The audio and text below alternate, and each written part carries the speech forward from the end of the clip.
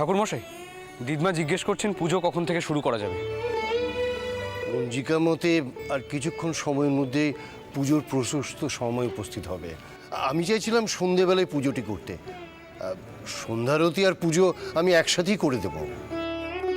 Gopal, town মশাইকে কয়ে দাও, টাউন মশাই যেন ভালো সময় দেখি পুজো শুরু করে। আমি চাইনি ঘাট পুজোতে কোনো বাধা বিপত্তি আসুক।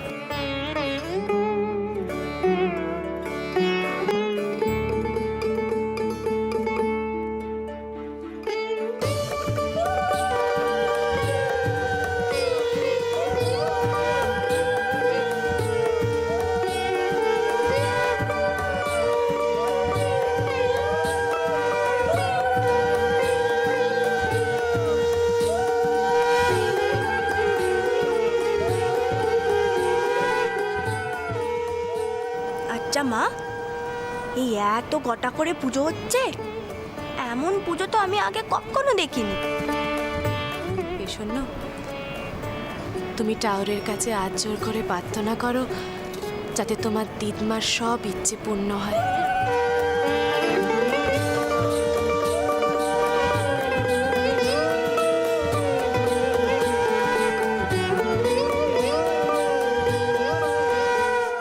অনেক সাধ করে তোমার মন্দিরের কাজকর্ম শুরু করেছি মা। আজ তার ঘাট পুজো, তুমি দেখো মা, আর যেন কোনো বাধা বিপত্তি না আসে। তুমি দেখো।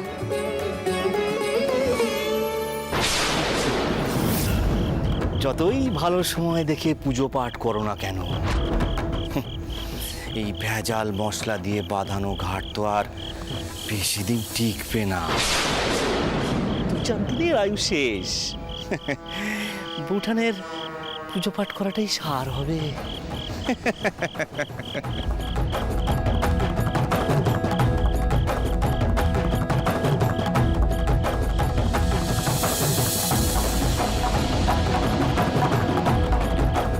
মশাই,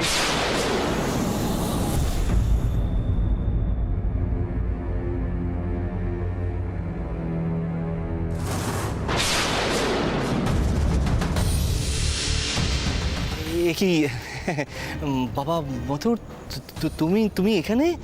সেই প্রশ্নটা তো আমার আপনাকে করা উচিত। আপনি এখানে কি করছেন?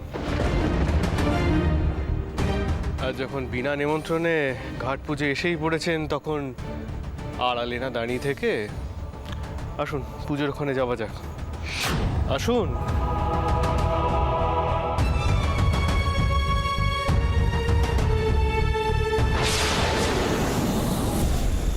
তা বলি, পুজোর আয়োজন সব ঠিকঠাক মতো হয়েছে তো? সবই তো করা হয়েছে মা, আমি আরেকবার গিয়ে দেখে আসছি। বরকো কি তুই থাক, দিদি আমি দেখে আসছি।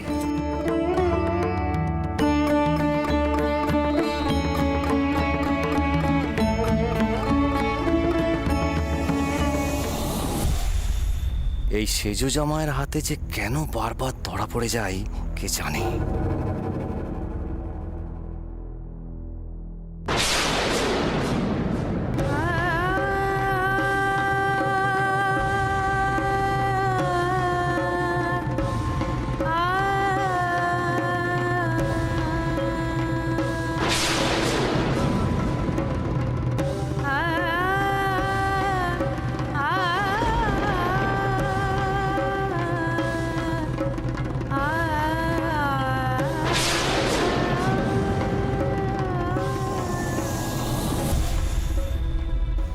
কেমন আছো সরোজ?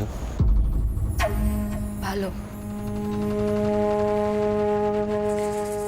শুনলুম মা আর নেই, শেষকালে তেনার কি হয়েছিল? মার শরীর মন দুই ভেঙে গিয়েছিল। নিজের ছেলের বউ যদি এমন আঘাত করে, তার তো এমন হওয়াই স্বাভাবিক। মনের আঘাত সহ্য করা বড় কঠিন সরোজ, বড় কঠিন। তার বয়সও হয়েছিল। মাধবকে মা চোখে হারাতেন, আর তুমি তাকেও তার কাছ থেকে ছিনিয়ে নিয়েছিলে। তাই তোমার মুখে মার কথা মানায় না সরোজ, মানায় না।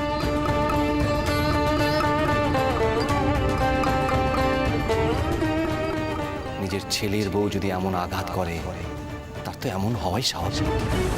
মাধবকে মা চোখে হারতে, আর তুমি তাকেও তার কাছ থেকে ছিনিয়ে নিয়েছিলে।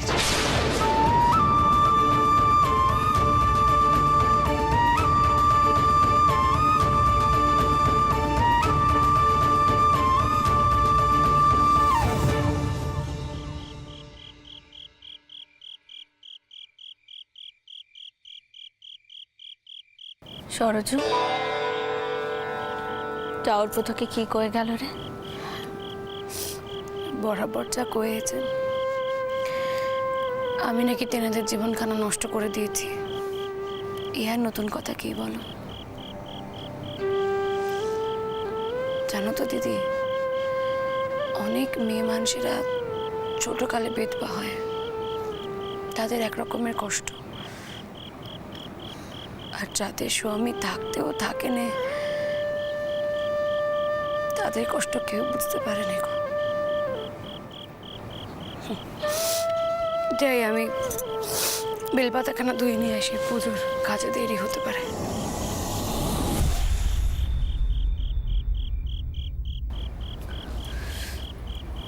ঘাট পুজো শেষ হলেই দুর্গ উৎসবের সব তোড়জোড় শুরু করতে হবে। আর আমি তোকে কথা দিচ্ছি সরোজ, এই দুর্গ উৎসবে তুই তোর হারিয়ে যাওয়া অধিকার আবার ফিরে পাবি। তারপর যতই দ্বিতীয় বিয়ে করুক না কেন, তাকে তার পেট্য মিস্ত্রির অধিকার দিতেই হবে, দিতেই হবে। স্বামী স্ত্রীর বাঁধন কি আর এত সহজে চেরে চেরে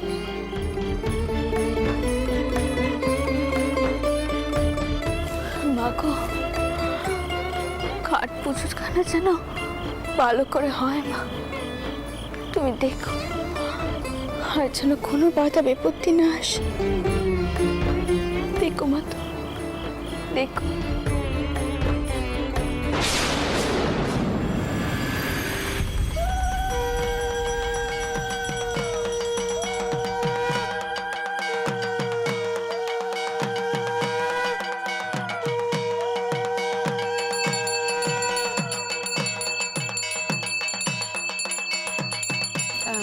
চটকু কি, এই বউকে একটু সামনে সামনে রাখিস না, মানে আজকে বাইরের অনেক লোকজন রয়েছে তো, দেখিস কোনো কাণ্ডি আবার গটিয়ে না বস। দিদি, তুমি আবার উমা, তোরা ওইখানে দাঁড়িয়ে রয়েছিস কেন? এখানে আয় দেখি।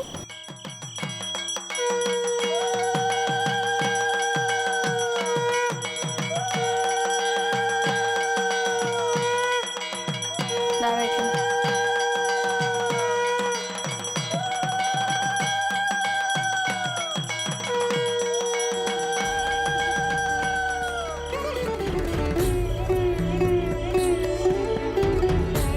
হে মা, দেখো যেন নির্বিঘ্নে ঘাট পুজো শেষ করতে পারি। এরপরেই দুর্গা রূপে তোমার বন্দনা করে আমি তোমার মন্দিরের কাছে হাত দেবো। আমাকে শক্তি দাও মা, যেন সব দিক রক্ষে করতে পারি। শক্তি দাও।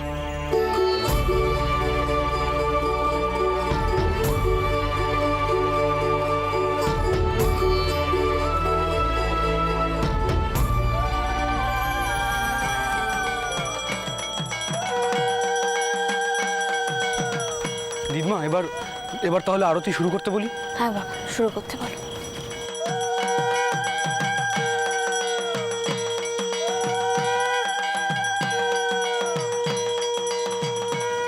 জানিস তো চটকু কি, আমার সব বুকও না ভয় ভয় করছে, মনে হচ্ছে এই বুঝি পুজোটা বন্ধ হয়ে গেল।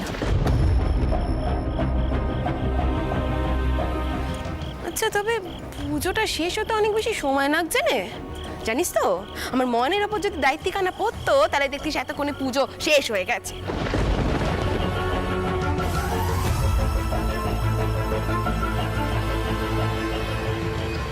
আসলে কি বলতো, তোর বেটা ভূপাল তো সব কাজ ঠিক করে করতে পারছে না, তাই না? তাই এত বেশি সময় লাগছে। দিদি, করতে করতেই তো শিখবে, তাই না?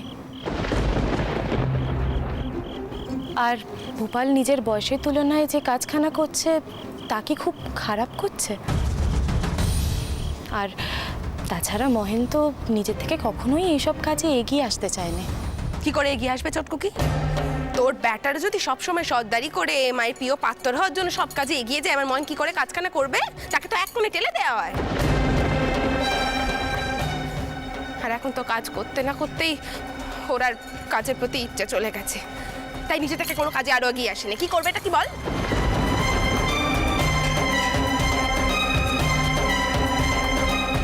তোরা দুজনে মিলে কি শুরু করলি বল দেখিনি? তোদের বউয়েরা আছে, বাইরের লোকজনেরা আছে, চাপা গলায় কথা বললে তো পাঁচজনে শুনতে পাচ্ছে নাকি?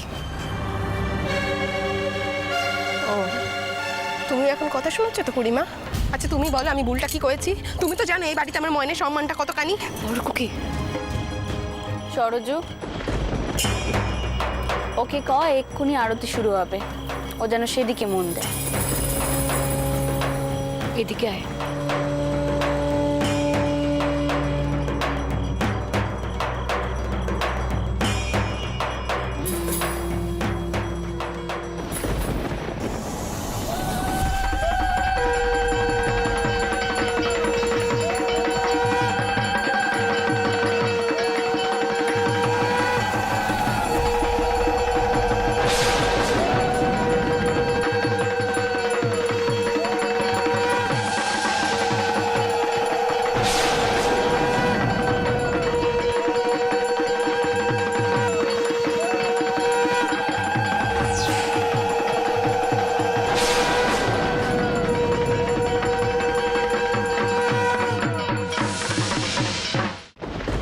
কিছুতেই এই ঘাট পুজো সম্পন্ন হতে দেওয়া চলবে না। ওই ছোট জাতের বিধবা সব নিয়ম ভঙ্গ করে চলেছেন। এই জমিতে মন্দির প্রতিষ্ঠা করতে রামানন্দ শাস্ত্রী মশাই নিষেধ করেছেন। তর্কালঙ্কা মশাই বাধা দিতে এসে প্রাণ হারালেন। কেন প্রাণ হারালেন তা এখনো বুঝে উঠতে পারেনি। আশ্চর্য হব না যদি এর পেছনে রানীমার কোনো হাত থেকে থাকে। তো তাই প্রস্তুত হন সবাই, আর সরাসরি এই পুজোয় বাধা দিতে হবে। এ বাধা ধর্মযুদ্ধের বাধা, এতে কোনো পাপ নেই, কোনো লজ্জার বিষয় নয়। আসুন সকলে, এ ধর্ম রক্ষার জন্য লড়াই। চলুন সকলে।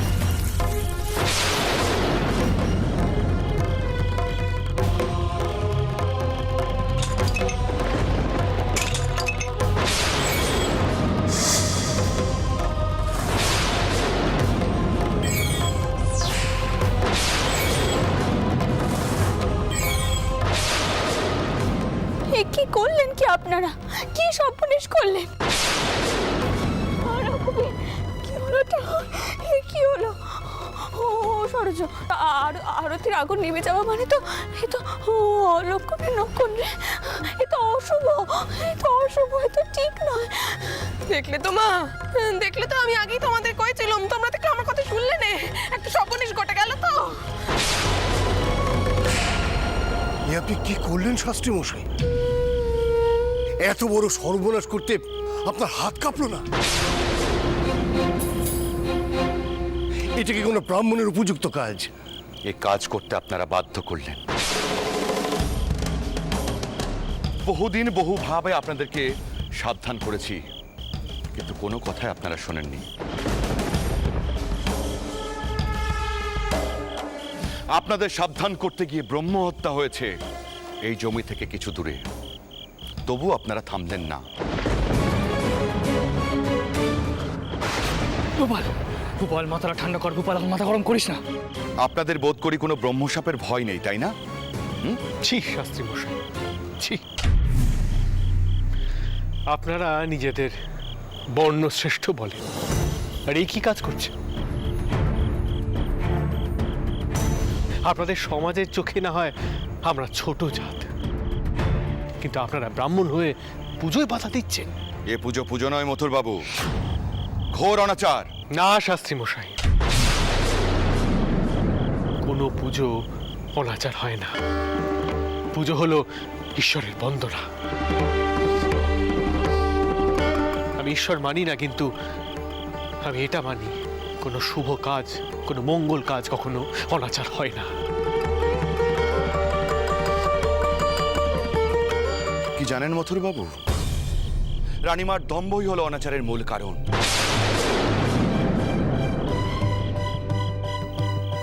বিধবাদের স্থান হলো ঘেরাটোপের মধ্যে, আর উনি সব আচার বিচার লঙ্ঘন করে পাপের পর পাপ করে যাচ্ছেন।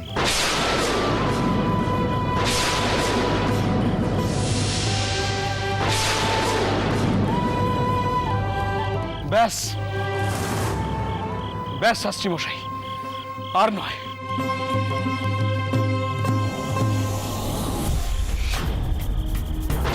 গোপাল, গোপাল মাথা ঠান্ডা কর গোপাল। ব্রাহ্মণ বলে ওরা বারবার রক্ষা পেয়ে যাচ্ছে, কিন্তু আর নয় শুধু কথা, আজ আমি কোনো কথা শুনবো না। শেষ করে দেবো যারা দিদমার। বল, কি করছো কি তুমি? গাড়ি ছাড়ো, ছাড়ো বলছি। গোপাল, গোপাল মাথা ঠান্ডা কর গোপাল, কি হচ্ছে? নয় শুধু দাদা, আমরা কি মানুষ নই? এনারাই তো বারবার আসেন দিদমার কাছে হাত পেতে দান নিতে।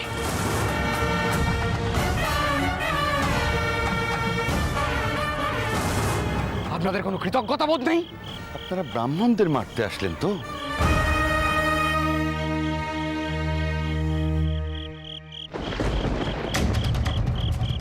আমি সুকুমার শাস্ত্রী, এই পৈতে ছুঁয়ে বলছি, আমাদের উপর যে হাত তুলতে এসেছে তার মহা সর্বনাশ হবে।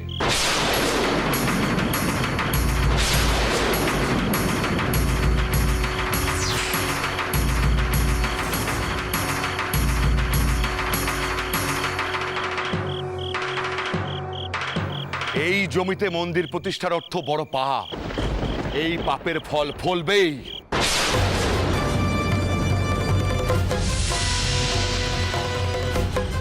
এত তেজ থাকবে না কারো, এই দম্ভের সাজা ভোগ করতে হবে সবাইকে।